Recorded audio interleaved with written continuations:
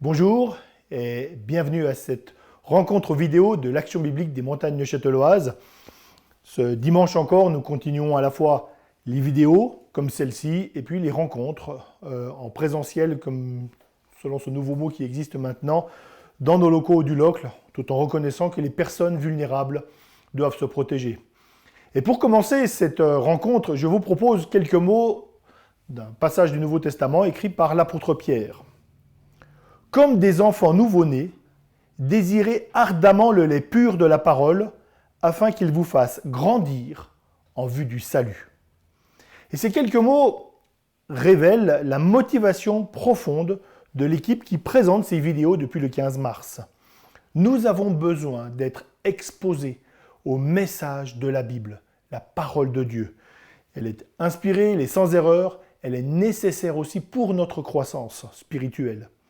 Dieu a voulu l'Église, il a voulu des enseignants, et c'est à travers l'enseignement de sa parole qu'il est possible de grandir spirituellement, avec la participation de différentes personnes dotées de différentes capacités.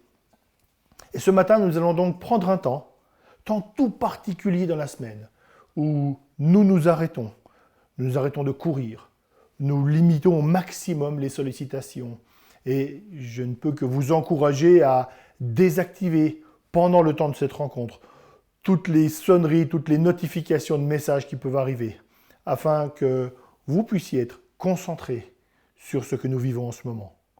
Nous regardons à Dieu. C'est l'occasion de lui parler par la prière, de nous souvenir de qui est Dieu, de le lui dire par les chants.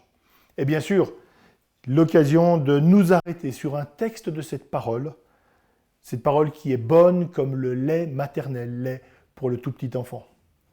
Donc bienvenue à chacun à cette vidéo, sur cette chaîne, que vous soyez nouveaux arrivants ou habitués. Nous désirons vivre ce temps centré sur Dieu et je vous le souhaite ressourçant. Pas un temps passif, mais un temps qui renouvelle la relation avec Dieu ou qui peut être simplement l'occasion de se poser la question de sa propre position par rapport à celui qui a tout créé et qui dirige l'univers. Et je vous invite aussi à reconnaître notre dépendance de Dieu, même pour nous approcher de lui, et nous nous inclinons dans la prière. Merci notre Dieu pour ce privilège de mettre ce temps à part, pour recharger les batteries spirituelles, pour sortir des préoccupations quotidiennes, pour prendre le temps de se poser des questions essentielles. Nous voulons regarder à ce qui est éternel, sans nous laisser distraire par ce qui est passager. Donne-nous, ô Dieu, Créateur, Maître de l'univers, source de vie pour toute créature, donne-nous d'être nourris par ce temps centré sur ta parole, centré sur cette lettre d'amour que tu nous as laissée.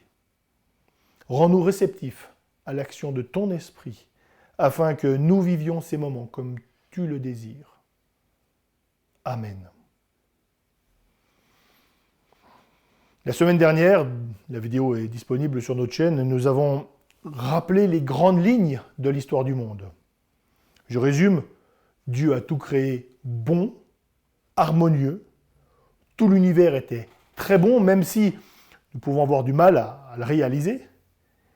Le mal est ensuite rentré dans le monde, lorsque, par leur désobéissance, Adam et Ève se sont détournés de Dieu, et aujourd'hui encore, nous en subissons les conséquences, et nous suivons leur exemple à chaque fois que nous nous écartons de ce que Dieu demande. Tout l'univers a été corrompu pour donner naissance, pour donner ce que nous voyons actuellement, la fragilité de la vie, les accidents, les injustices, les pleurs, la souffrance et la mort. C'est Dieu lui-même qui a remédié au problème. Il est venu en tant qu'homme, Jésus, tout en restant Dieu. Il a accepté de mourir et de subir donc la peine qui devait sanctionner les fautes d'une multitude de personnes. Nous rappelons cette mort le vendredi saint et nous célébrons la résurrection, le retour à la vie de Jésus à Pâques. Jésus était mort, il est vivant. Un texte biblique présente ce que Jésus a vécu dans une vision où les vérités historiques et réelles sont représentées de manière symbolique. Par exemple, un agneau évoque Jésus parce qu'il se sacrifie. Mais cet agneau détient en même temps la force et le pouvoir d'un roi. Autre image, dans le texte que nous allons lire, il est question d'un livre qui représente le plan de Dieu pour sauver l'humanité. Et à travers ce sauvetage, eh bien, réparer tout l'univers. Alors je propose que nous lisions ce texte ensemble. Il se trouve dans le dernier livre de la Bible, l'Apocalypse, et je vais lire les versets 6 à 13 du chapitre 5. Et je vis au milieu du trône et des 4 êtres vivants, et au milieu des anciens, un agneau debout qui semblait immolé. Il avait 7 cornes, et 7 yeux qui sont les 7 esprits de Dieu envoyés par toute la terre. Il vint recevoir le livre de la main droite de celui qui était assis sur le trône. Quand il eut reçu le livre, les 4 êtres vivants et les 24 anciens se prosternèrent devant l'agneau, tenant chacun une harpe et des coupes d'or remplies de parfums, qui sont les prières des saints. Et ils chantaient un cantique nouveau en disant « Tu es digne de recevoir le livre et d'en ouvrir les sceaux, car tu as été immolé et tu as racheté pour Dieu, par ton sang, des hommes de toute tribu, de toute langue, de tout peuple et de toute nation. Tu as fait d'eux un royaume et des sacrificateurs pour notre Dieu, et ils régneront sur la terre. Je regardais et j'entendis la voix de beaucoup d'anges autour du trône, des êtres vivants et des anciens, et leur nombre était des myriades de myriades et des milliers de milliers.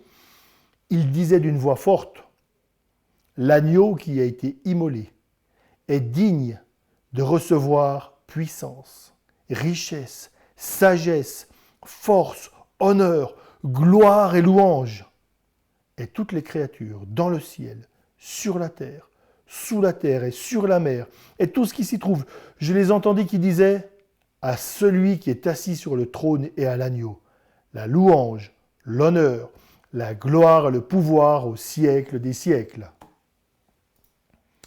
Jésus est l'agneau immolé, c'est-à-dire qu'il a donné sa vie pour le pardon des fautes d'autres personnes.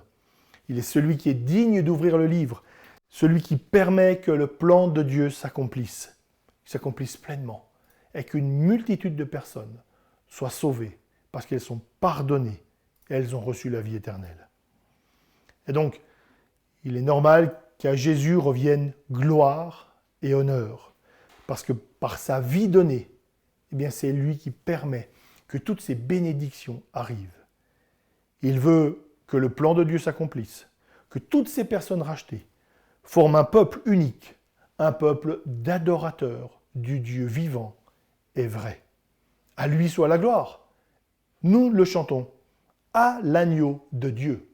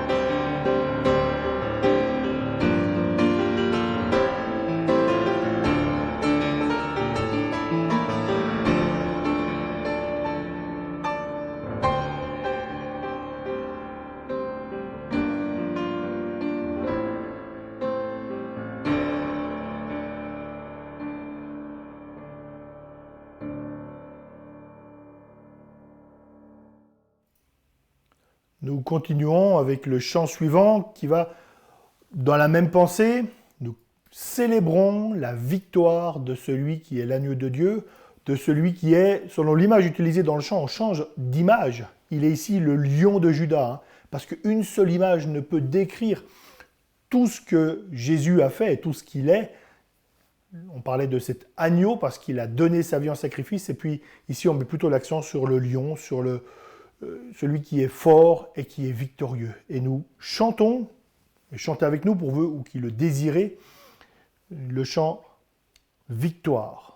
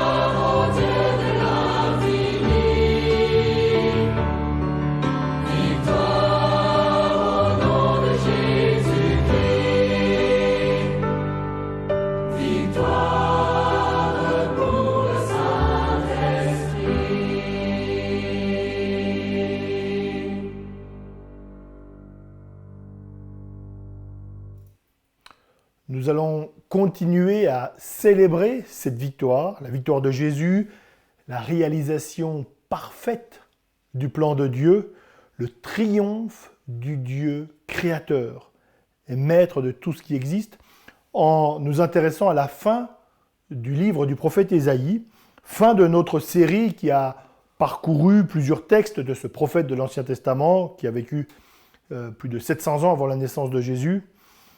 Je vous invite à la prière.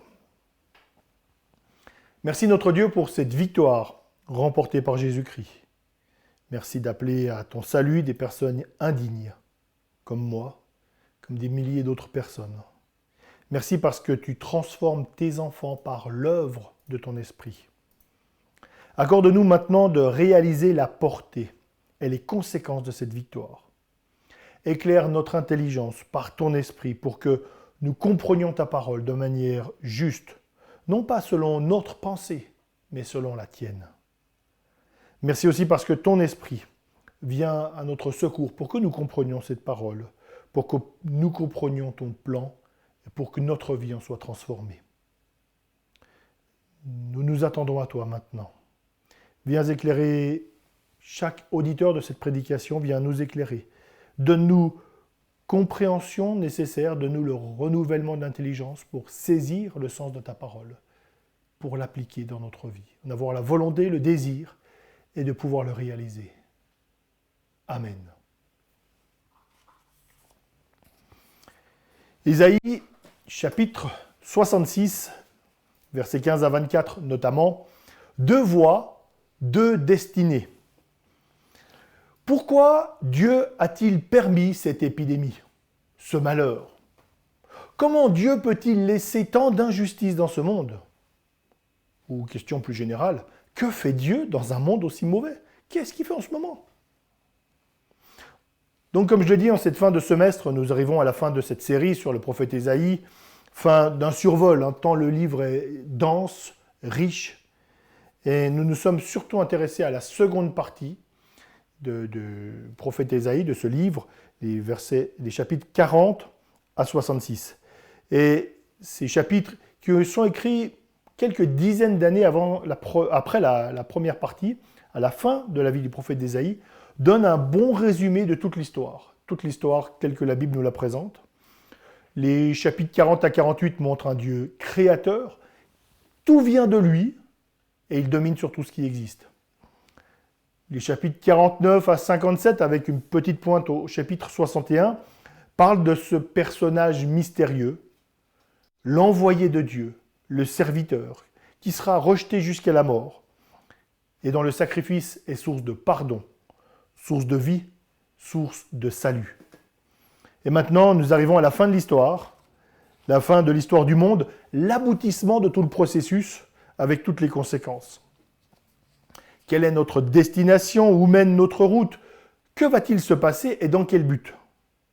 Et nous allons plus spécialement donc nous intéresser à ce dernier chapitre, à la toute fin du livre.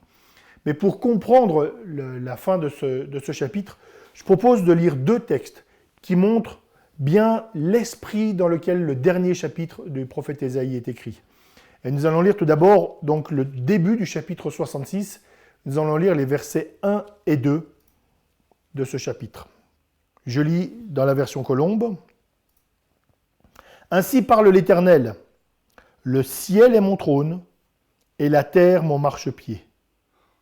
Quelle maison pourriez-vous me bâtir et quel lieu serait celui de mon repos? Toutes ces choses, ma main les a faites, et elles sont toutes venues alors à l'existence. Oracle de l'Éternel. Voici sur qui je porterai mes regards, sur le malheureux qui a l'esprit abattu, qui tremble à ma parole. » 2 remarques sur ce texte. Dieu rappelle qui il est. Tout vient de lui, tout est par lui, tout est pour lui. Il est un créateur beaucoup plus grand que sa création. Et la deuxième remarque, c'est que l'être humain est très faible. Il doit se souvenir qu'il ne peut s'approcher de Dieu qu'avec humilité. Alors il est accueilli. Et puis le second texte d'introduction, à partir du verset 13, des versets 13 et 14.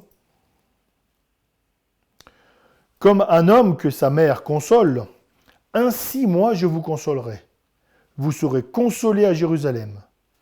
Vous le verrez et votre cœur sera dans la joie, et vos os reprendront de la vigueur comme l'herbe. La main de l'Éternel se fera connaître à ses serviteurs, et sa fureur à ses ennemis. » 2 remarques là encore. Dieu accueille ceux qui sont abattus, ceux qui viennent à lui, ceux qui viennent vraiment se réfugier en lui. Il connaît notre faiblesse, il connaît nos limites, notre fragilité, et il sait nous consoler, nous fortifier, nous encourager. Et puis bien sûr, ceux qui s'opposent à Dieu seront jugés. Il n'y a que 2 camps. Et donc on va garder les remarques de ces 2 groupes de versets en tête pour aborder le texte proprement dit. Et je vais lire en 3 fois. Pour cette première partie, il est parlé du jugement des impies, de ceux donc qui s'opposent à Dieu. Et ce sont les versets 15 à 17. Isaïe, chapitre 66, versets 15 à 17. Je lis. Car voici l'Éternel, il arrive dans le feu et ses chars sont comme un tourbillon pour satisfaire sa colère avec ardeur et ses menaces avec des flammes de feu. C'est par le feu que l'Éternel exerce ses jugements, c'est par son épée qu'il châtie toute chair. Nombreuses sont les victimes de l'Éternel, ceux qui se sanctifient et se purifient pour aller dans les jardins au milieu desquels ils vont l'un après l'autre, qui mangent de la viande de porc, des choses abominables, des souris. Tout cela périront. Oracle de l'Éternel. 3 images décrivent Dieu et sa personne. Tout d'abord le feu qui représente sa sainteté active, sa réaction face au mal, son œuvre purificatrice qui peut passer par des actions destructrices. Et plus de 15 fois dans le livre du prophète Ésaïe, ce feu vient décrire l'intervention de Dieu contre le mal. Il y a aussi le tourbillon qui montre le vent du jugement, un vent qui arrive sans qu'il ne soit possible d'y échapper. Et puis l'épée qui décrit l'application du jugement sur tous les opposants. Ce sont des images fortes. Elles rappellent que Dieu n'est ni distant, ni dépassé par le mal, ni indifférent à ce qui se passe. Il n'est pas le bon Dieu qui va sauver tout le monde, mettre la poussière sous le tapis et puis tout arranger à la fin. Dieu est saint. Dieu est pur, profondément opposé à toute forme de mal, entièrement opposé à toute injustice, à toute rébellion. L'image du vieux grand-père barbu n'est pas biblique, elle est même blasphématoire. Dans toute la Bible, Dieu est d'abord celui qui vient avant l'être humain, qui est celui devant qui on ne peut se présenter sans être consumé par sa perfection.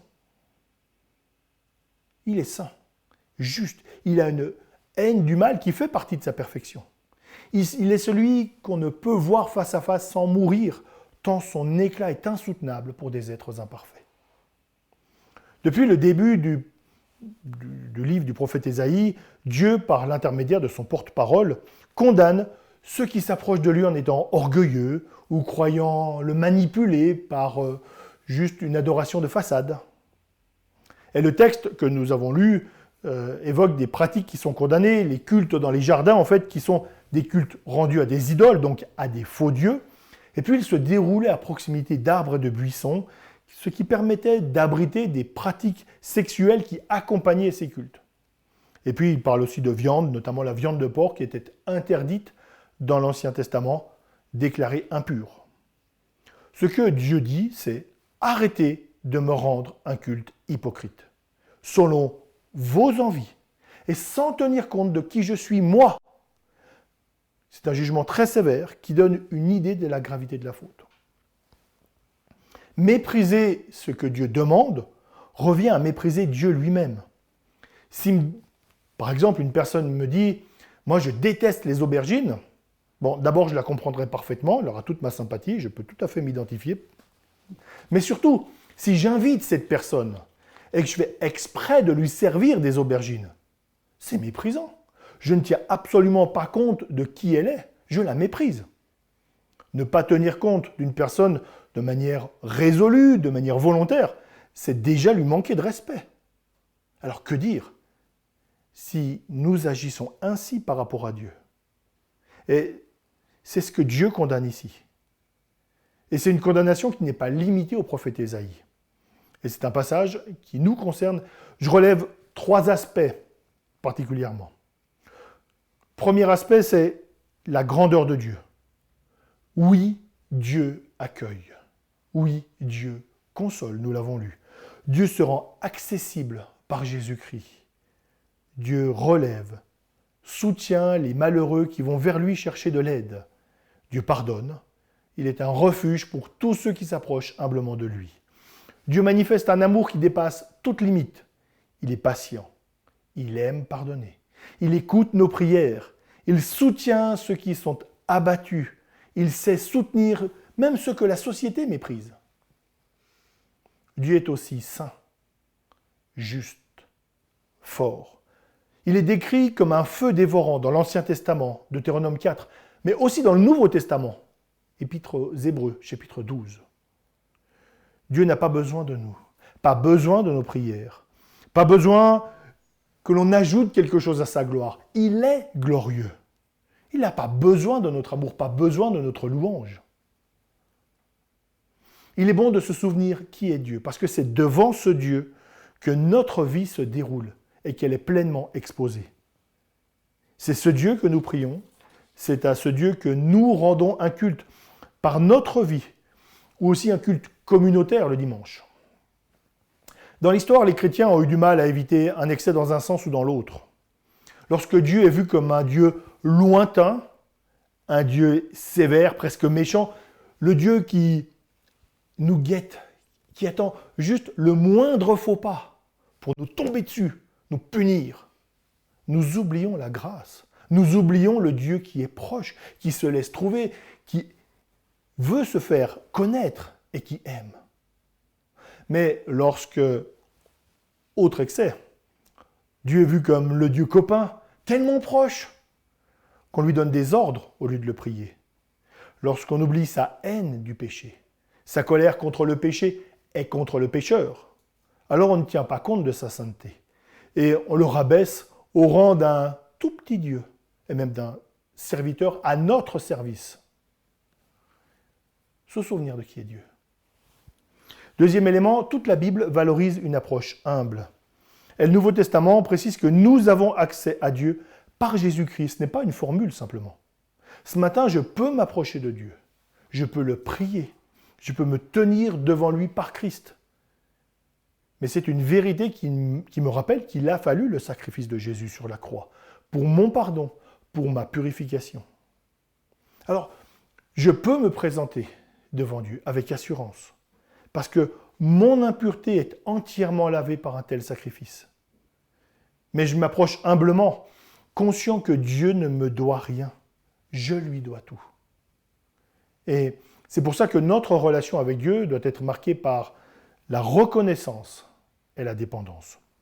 Reconnaissance parce que j'ai tellement reçu. Et je sais que je vais être aussi comblé au-delà de tout ce que je peux imaginer, de tout ce que je pourrais même demander.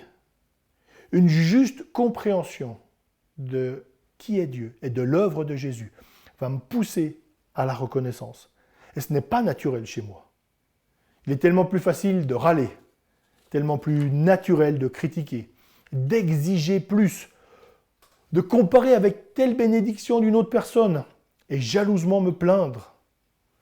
Tellement plus naturel de me faire moi-même Dieu, tellement plus naturel de juger l'action de mon Créateur en distribuant bons et mauvais points par rapport à ce que Dieu fait.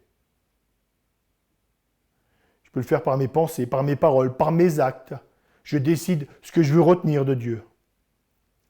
J'ai besoin de cette transformation. Besoin que Dieu agisse en moi et besoin de changer mon esprit pour être dans la reconnaissance. Mais aussi dans la dépendance. Ma vie dépend de Dieu. Tout ce que j'aime vient de lui.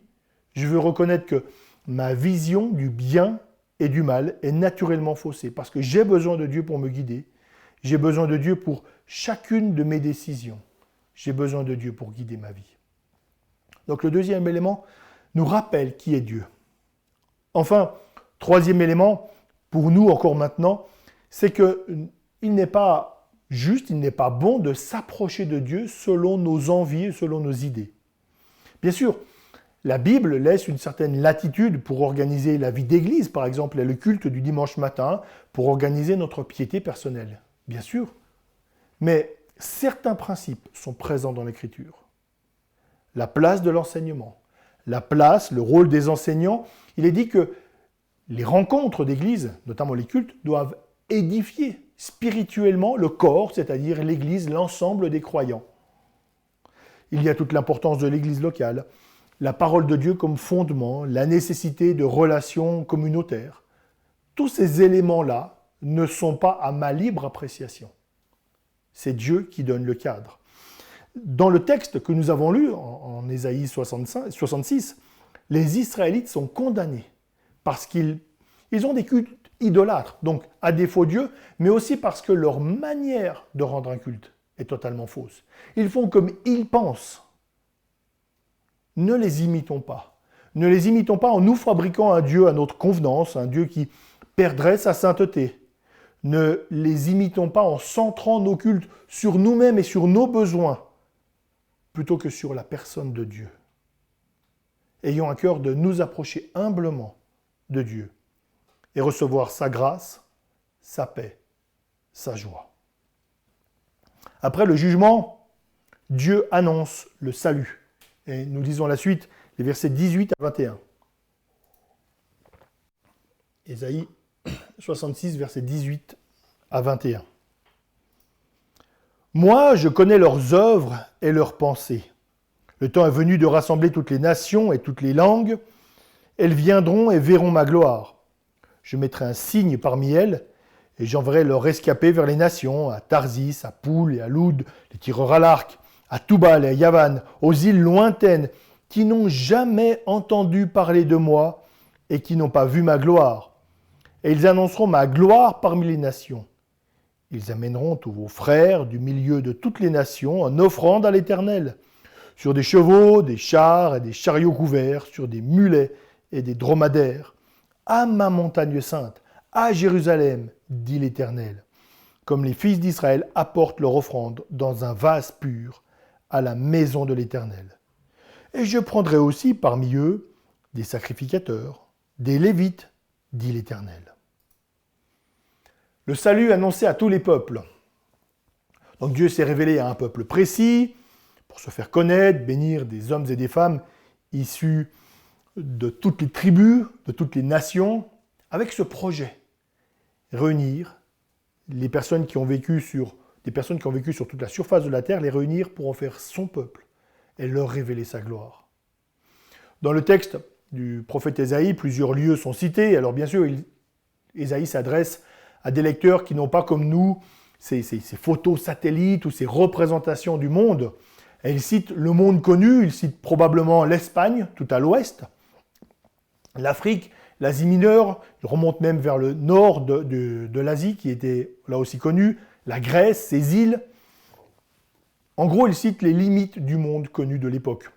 Peut-être aujourd'hui, il écrirait des peuples d'Alaska et d'Argentine, d'Afrique du Sud et du Maroc, de Turquie et du Japon, de Nouvelle-Zélande et d'Islande, pour bien montrer que ce sont toutes les nations qui sont représentées. Pour donner une image, on pourrait voir le défilé, la cérémonie d'ouverture des Jeux Olympiques, avec des personnes totalement différentes qui défilent. Alors évidemment, au niveau des âges, c'est bien souvent des personnes jeunes qui sont représentées, mais pour donner une idée de la diversité des nations représentées, eh bien, ce serait on peut avoir cette image de la cérémonie d'ouverture des Jeux Olympiques. D'autant plus que, pour reprendre la devise olympique, quand il y a le défilé de ceux qui appartiennent au peuple de Dieu, l'essentiel, c'est vraiment de participer. Et tous ceux qui participent ont la couronne du vainqueur. Donc, voilà, l'image est appropriée, ce qui me permet de me lancer des fleurs devant vous, mais en tout cas, une image qui peut nous rester pour avoir cette idée d'un peuple composé de personnes vraiment, vraiment différentes. Et Dieu continue en disant « Je mettrai un signe parmi elles, parmi ces nations. » Dieu vient, en tant qu'homme, Jésus, donner sa vie sur la croix. Et c'est le signe à la fois du jugement de Dieu et du salut rendu possible pour tous les peuples. Et Ésaïe annonce ici que les rescapés, c'est-à-dire ce reste fidèle du peuple juif, va être envoyé vers les nations païennes pour proclamer, annoncer la gloire de Dieu. Et encore plus fort, les païens, les non-juifs donc, vont se tourner vers Dieu, reconnaître qu'il est le Créateur, qu'il est le Maître de l'univers, qu'il est le Sauveur de tous les hommes. Ils seront une offrande pour Dieu. Encore plus fort, ces païens seront prêtres, sacrificateurs pour Dieu.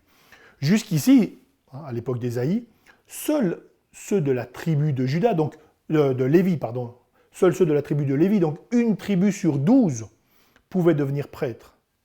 Et ce texte annonce une nouvelle manière de s'approcher de Dieu, ce que nous appelons dans la Bible la nouvelle alliance, de nouvelles relations entre Dieu et les hommes, rendues possibles par Jésus.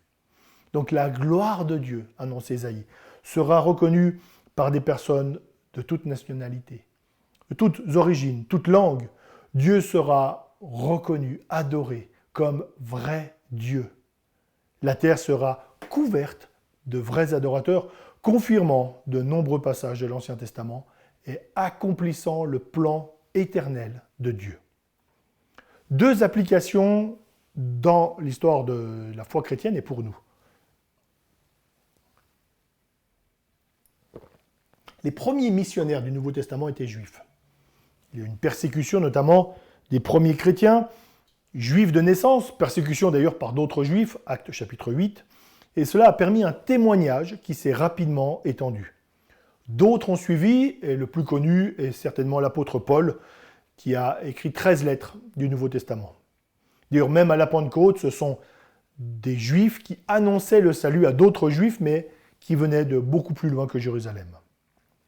Leur mission était d'annoncer la gloire de Dieu, c'est-à-dire ses perfections, perfection de sa personne, amour, justice, sainteté, compassion, jugement, et perfection de son plan, dont l'élément le plus remarquable est la venue de Jésus-Christ sur la terre, pour mourir à la place d'une multitude de pécheurs et ressusciter, pour montrer sa victoire sur le mal et la mort. Mais la foi chrétienne n'est pas uniquement destinée au peuple juif, ni aux occidentaux même. Dieu désire remplir la terre d'adorateurs. Dieu s'est révélé à Abraham pour que, par lui et sa descendance, toutes les familles de la terre soient bénies.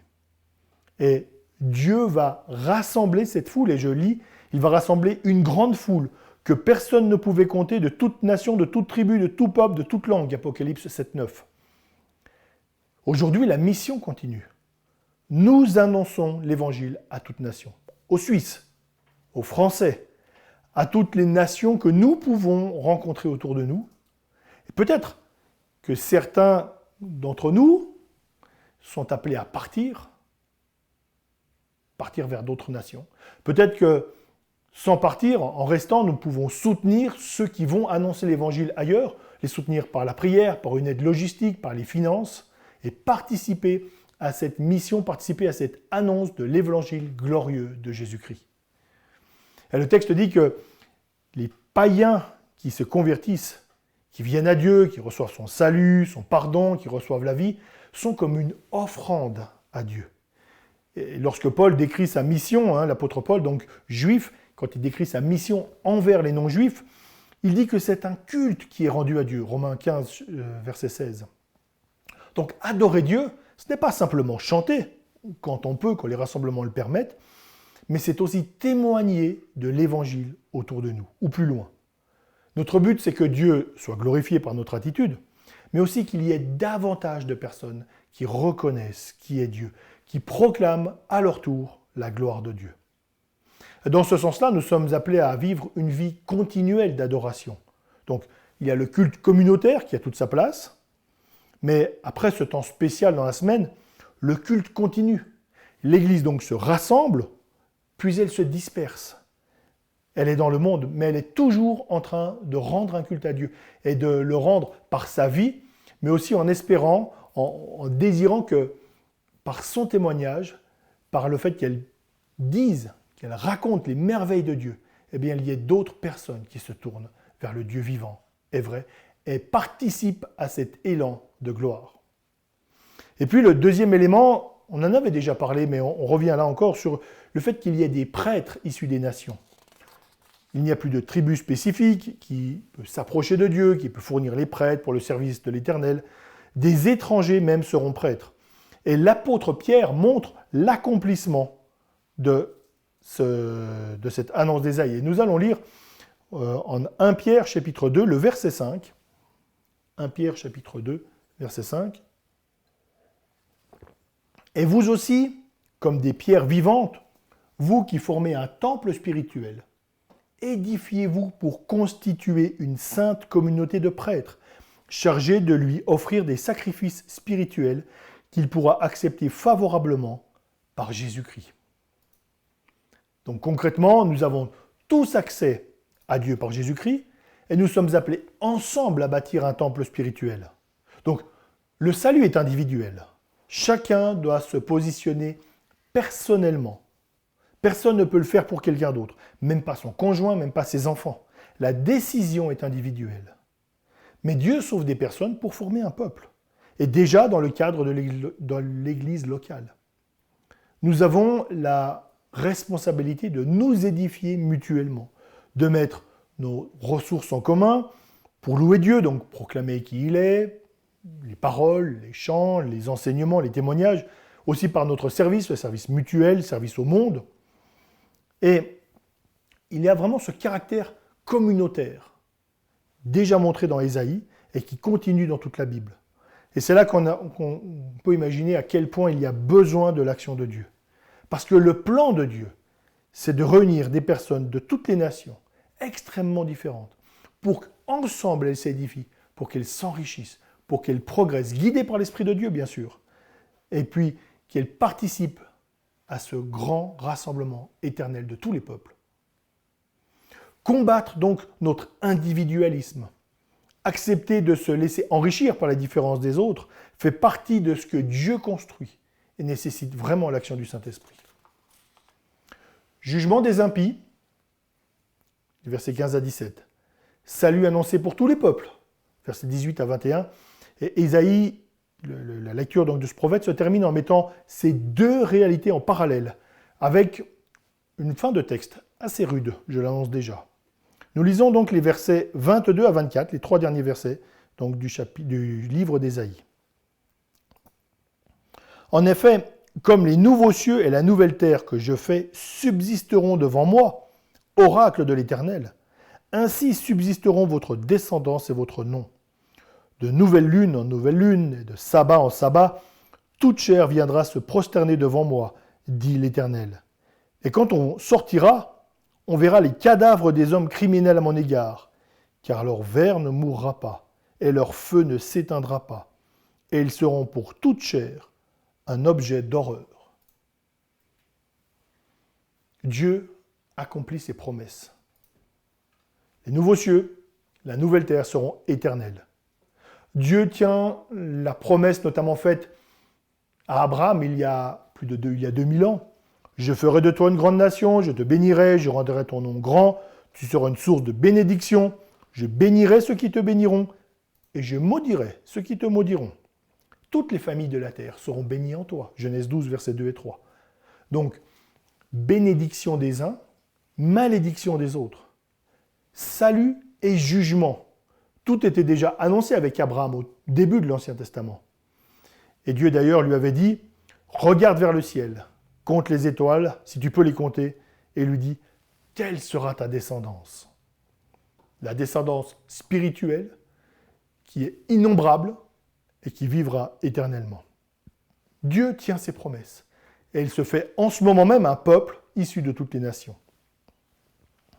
Verset 23, « Toute chair viendra se prosterner devant moi. » Là encore, c'est un texte qui annonce que tous viendront reconnaître que Dieu est vraiment le roi des rois, qu'il est le maître absolu.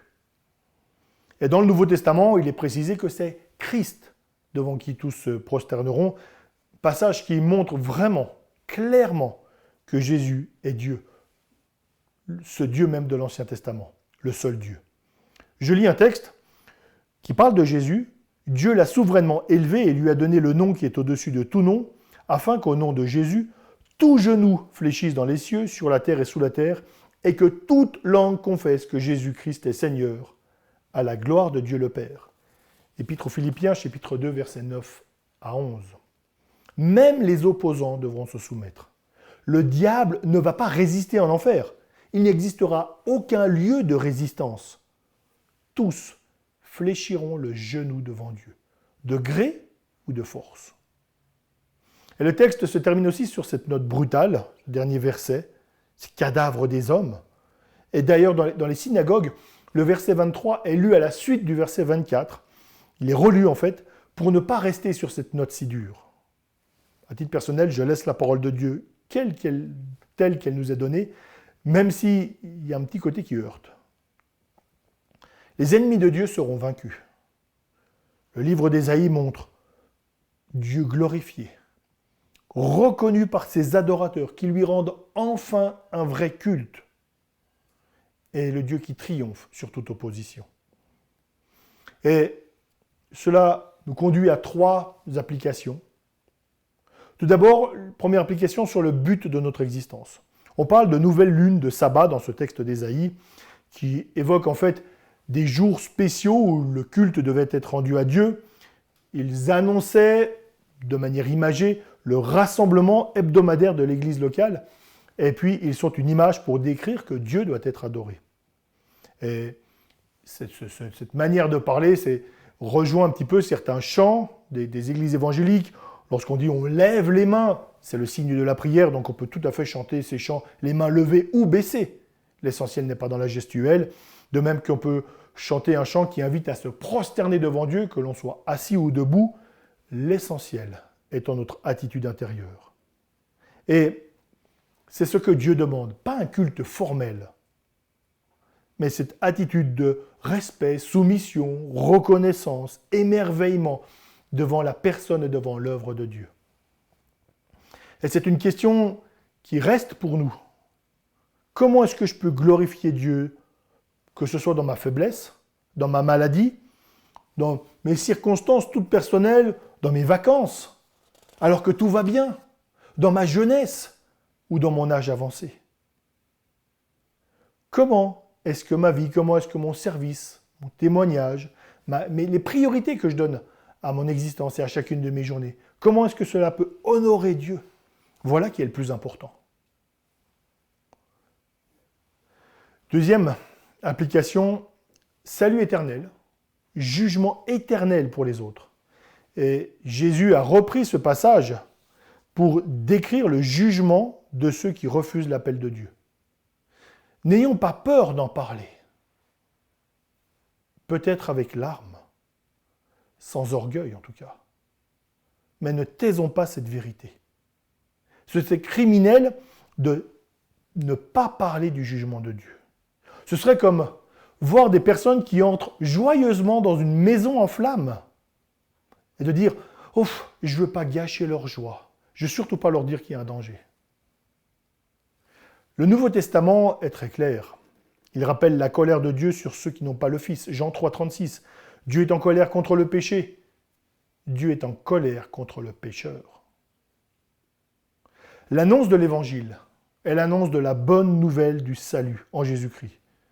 Mais elle est aussi l'annonce du jugement de Dieu sur ceux qui ne se soumettent pas à lui, sur ceux qui n'ont pas cette soumission active.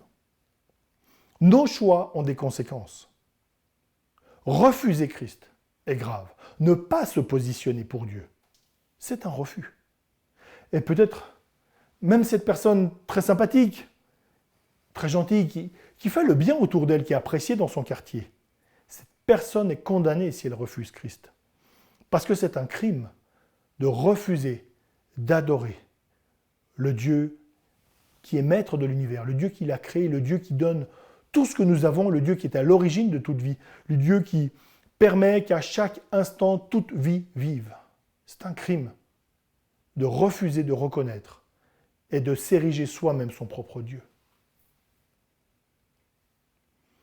Troisième conséquence, la vision d'horreur à la fin nous rappelle que Dieu juge et condamne le mal.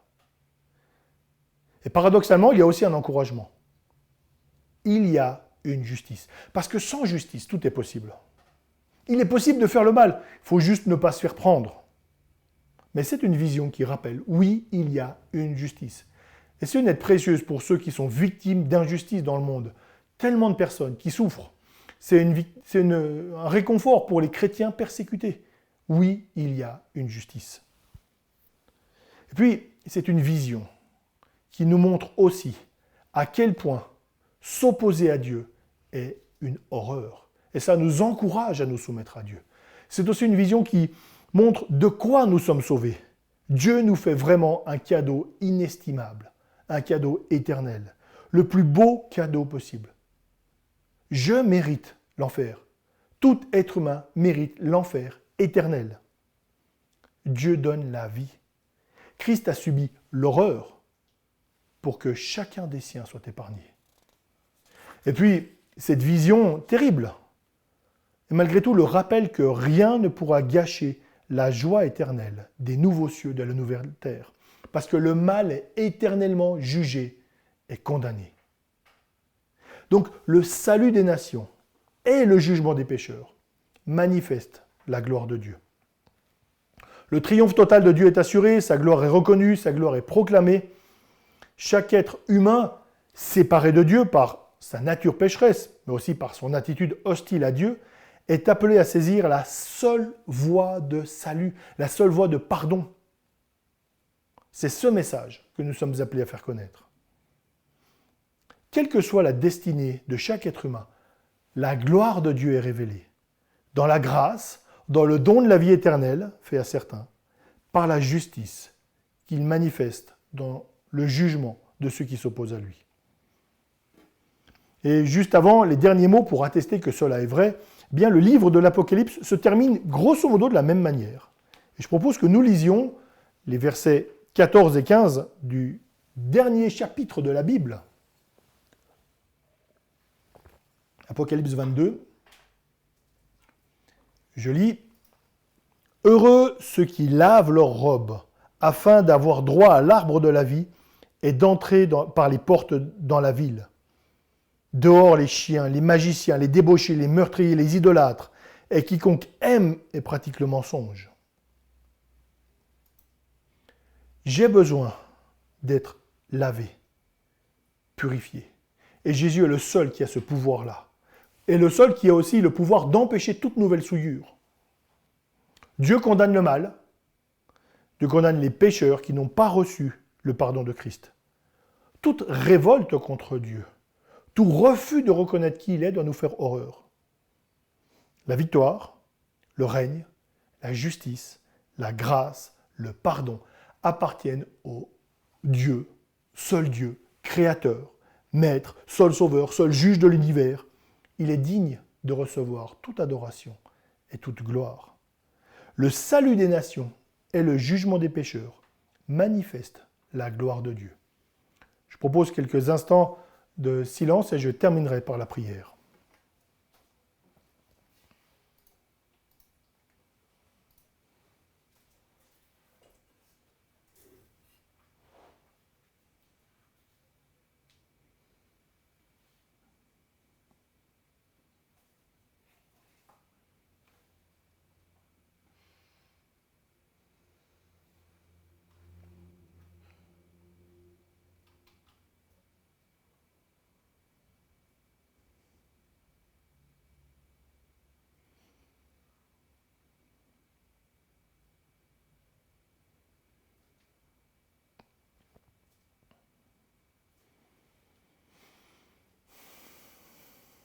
Notre Dieu, nous nous sentons bien petits devant ta grandeur, devant ce que nous parvenons à saisir de ta personne à travers cette parole que tu nous as laissée. Et nous savons que c'est tellement incomplet, que tu es tellement plus grand encore que ce que nous pouvons imaginer et comprendre.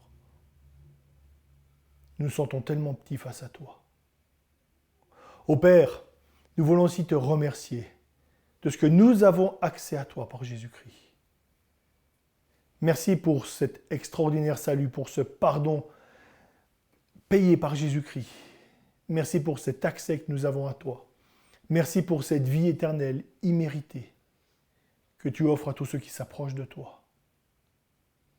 Merci aussi parce que tu es le Dieu de justice, parce que cette justice fait partie de tes perfections et qu'elle va avec ta haine de tout mal. Et merci parce que cela nous garantit aussi que sur les nouveaux cieux, la nouvelle terre, sur ce que tu vas, toi, créer, le mal sera banni, absent, éternellement absent. Merci, notre Dieu, parce que tu manifestes ainsi ta gloire, et c'est ce que nous voulons reconnaître. Donne-nous de le vivre, donne-nous de le proclamer, donne-nous de l'annoncer, donne-nous d'avoir toujours à cœur de mieux te connaître, mais aussi de faire connaître ce plan merveilleux. Renouvelle aussi en nous la confiance que nous avons en toi. Renouvelle notre foi, notre Dieu. Nous en avons besoin. Amen.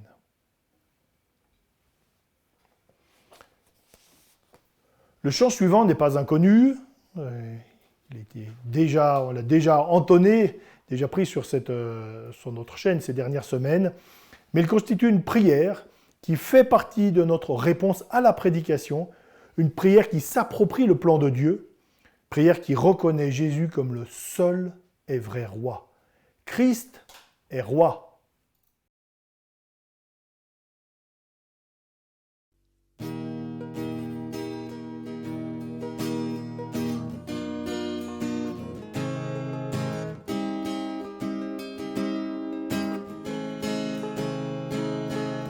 Dans son amour, Dieu le Père envoya son Fils Jésus pour accorder la lumière à tous ceux qui sont perdus.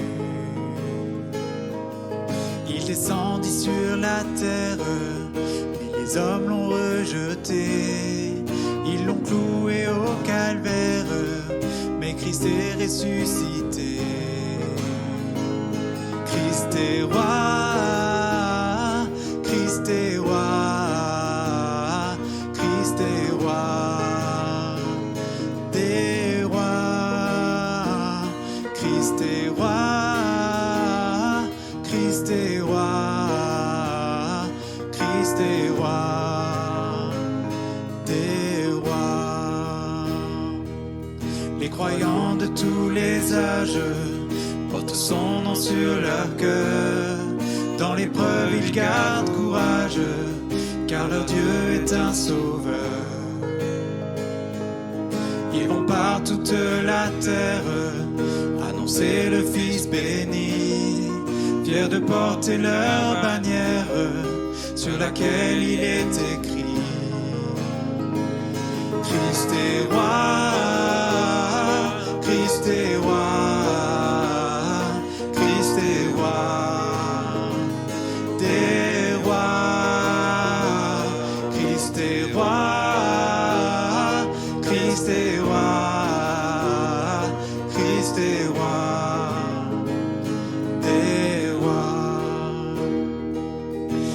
Les chrétiens du monde seront rassemblés par lui. Ils sortiront de leur tombe, car en lui ils ont la vie. Ils formeront un royaume, la terre sera leur pays, et l'hymne sera un psaume à la gloire du Messie. Christ est roi. Christ est roi, Christ est roi, des rois. Christ est roi, Christ est roi, Christ est roi, des rois. Christ est roi, Christ est roi, Christ est roi. Des rois, Christ est roi, Christ est roi, Christ est roi, des rois.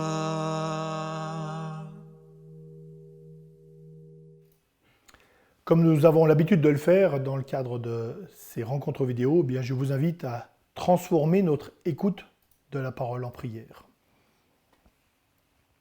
Nous sommes reconnaissants, notre Dieu, pour la victoire définitive de Jésus-Christ, pour le prix payé, pour les effets qui touchent toute la création. Merci pour ce privilège de connaître ce plan que tu as fait. Merci pour chaque personne qui reçoit ce salut par grâce, au moyen de la foi que tu suscites en elle. Merci aussi pour chacune des vidéos réalisées. Merci d'avoir permis que la prédication de l'Évangile, même imparfaite, soit possible malgré ces soucis sanitaires. Et nous te prions pour la suite, pour la mise en place de la phase suivante. Nous prions pour les éléments techniques, pour les éléments spirituels. Donne-nous d'avoir toujours plus un esprit de service. Donne-nous d'avoir toujours à cœur de proclamer l'Évangile afin que la gloire de Jésus soit reconnue. Nous voulons que tu accordes aussi à tes enfants de toujours plus réaliser la grâce immense dont ils sont l'objet. Nous te prions pour que notre reconnaissance grandisse, afin que nous soyons fortifiés, afin que nous soyons motivés dans notre combat, déjà contre notre propre péché. Donne-nous aussi d'avoir toujours ce désir d'être porteur de la bonne nouvelle dans ce monde. Je prie aussi pour que tu donnes au message de l'Évangile d'être encore reçu favorablement par de nombreuses personnes. Accorde ce salut, accorde ce passage de la mort à la vie, cette grâce du pardon, cette grâce de faire partie de ton peuple, bien accorde-la encore à de nombreuses personnes. Que ce peuple qui célèbre et reconnaît la gloire continue à grandir, notre Dieu. Nous prions pour les camps, nous prions pour les formations de cet été, les camps JAB, les camps Croix et Bouge, notamment la semaine à l'IBG, les cours de formation biblique, cours de formation jeunesse. Je te prie de protéger ces camps, de protéger l'annonce de ta parole. Donne aux enseignants, à ceux qui encadrent ces camps et les cours, d'être clairs et d'être, par ta grâce, des modèles. Prépare aussi les cœurs de chacun à recevoir cette parole bénie. Je prie aussi pour tous ceux qui ne partent pas en vacances, ceux qui traversent des difficultés financières, des difficultés de santé, ceux qui sont inquiets pour leur emploi. Je te prie de venir secourir tes enfants. Je te prie de renouveler ta grâce et ta paix dans ces circonstances, et notamment pour tous ceux qui traversent des circonstances douloureuses. Nous voulons prier aussi pour les étudiants qui terminent actuellement la formation à l'Institut biblique de Genève. Prépare, notre Dieu, la transition vers une vie normale. Donne à chaque étudiant d'être lumière sur son nouveau lieu de vie et d'être aussi un serviteur humble et zélé pour l'Évangile. Nous prions aussi pour tous les pays d'Amérique latine qui sont fortement touchés par le coronavirus. Je te demande de donner toute sagesse aux gouvernants pour gérer cette crise. Nous te prions pour que tu protèges tes enfants. Tu leur accordes dans ces temps difficiles, ces temps troublés, d'être une lumière là où ils sont placés. Accorde ta grâce encore et encore, notre Dieu.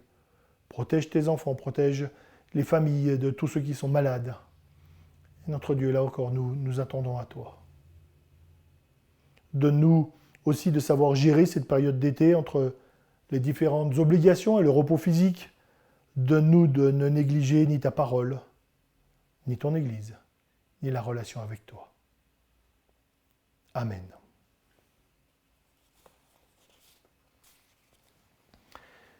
Quelques annonces. Pour l'été, bien, dans les locaux du Locle, culte en commun entre l'Assemblée chrétienne et l'Action biblique. Donc nous prenons ce temps pour organiser ces cultes en commun. Rendez-vous habituel, 9h45, donc au Locle, rue des Anvers 25. Et puis, les cultes vidéo vont un petit peu changer de forme, c'est-à-dire qu'il y aura une série de prédications qui seront données par deux églises réformées baptistes au Québec. Alors, je vous rassure tout de suite, les deux pasteurs que nous allons entendre, l'un a un accent canadien faible, et il est tout à fait compréhensible, et l'autre, il est français. Donc, si vous arrivez à me comprendre moi, vous arriverez à le comprendre lui. Le livre biblique sera le livre de Philémon. Donc, tous les dimanches, du 5 juillet au 2 août, il y aura la prédication, d'une durée variable d'ailleurs, donc sans une introduction avec les chants, mais au moins cette prédication pour continuer à être nourri par ce lait pur de la parole. J'en profite aussi pour remercier, puisqu'on est juste entre nous et qu'ils n'écoutent pas, Mathieu et Rachel. Merci pour leur investissement, merci pour les discussions, merci pour les partages, merci pour leur accueil extraordinaire, merci pour leur désir de servir Dieu qui a encouragé de nombreuses personnes, dont moi. Et vous avez souvent vu la même tête, je l'ai déjà dit, mais merci pour Mathieu et Rachel, leur grand travail dans l'ombre, c'était vraiment magnifique. Merci beaucoup. Et ce n'est pas fini. Je vous souhaite une belle semaine. Et je vais terminer par les derniers versets d'une grande épître du Nouveau Testament. On a terminé le livre du prophète Ésaïe. Et là, je vous encourage maintenant on va être encouragés avec les derniers mots de l'épître aux Romains. Et voici cette louange à Dieu que Paul écrit. À celui qui peut vous affermir, selon mon évangile, et à la prédication de Jésus-Christ, conformément à la révélation du mystère caché pendant des siècles, mais manifesté maintenant par les écrits des prophètes, d'après l'ordre du Dieu éternel, et porté à la connaissance de toutes les nations, afin qu'elles obéissent à la foi. À Dieu seul sage, soit la gloire au siècle des siècles, par Jésus-Christ. Amen.